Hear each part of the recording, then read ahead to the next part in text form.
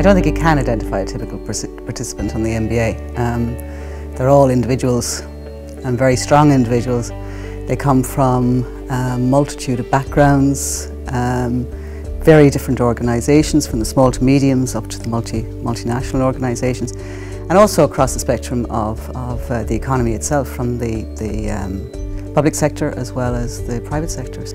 They must be, though, senior management, CEOs. We've got a lot of CEOs on board now this year, and directors. And the reason that they must be senior is they must have at least 3 years management experience in order to be able to come on the programme, so that they can contribute something to the programme, because they must work together to see themselves through it. The reason that most people come on the Henley MBA is because it is so internationally recognised.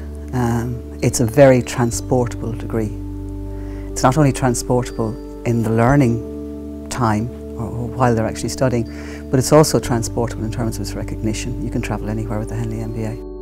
It's a combination of things. It's the reputation of the Henley itself. It's also because of the accreditation standard. But more than that, it's also recognised by everybody who's done the programme as being a very tough programme, and one that transforms them and their organisations. And it's the recognition of that transformation, I think, that contributes hugely to people wanting to do the MBA. It transforms the individual around about the end of stage 2, going into stage 3. It transforms the organisation, because each one of their assignments, they are working on their organisation, using the tried and tested models and tools against their organisation, and making recommendations to change that organisation and bring it up to international best practice standard.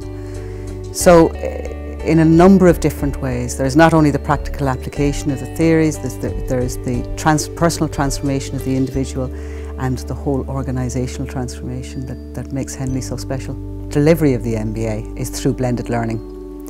And by blended learning, we mean we have face-to-face classes, we have group working, we have a huge range of support systems on the website, the Henley website, and of course we have our IMI, not only the IMI contribution through staff teaching, but also the library, the resources centre here, and the programme director and my team who work with the group to support them, to support everybody through the programme. There are probably 2 eureka moments on the programme. And the first one comes at the transition between stage 2 and stage 3. And it is that point where most people are identified for promotion within their organisations. And the reason that it happens then is because they've already done maybe 6 different assignments on their organisations, and they've had a very strong input into the changes in the organisations.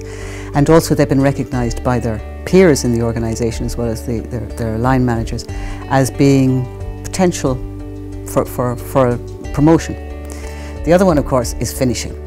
That's when everybody feels really happy. And when you get through the management challenge, which is the last big final report at the end of the programme, the personal buoyancy that you feel lifting, getting rid of that weight that's been on your shoulders for some time, but also the huge learning that you've gained from that experience comes into play, so that the individual never looks at anything in the same way again.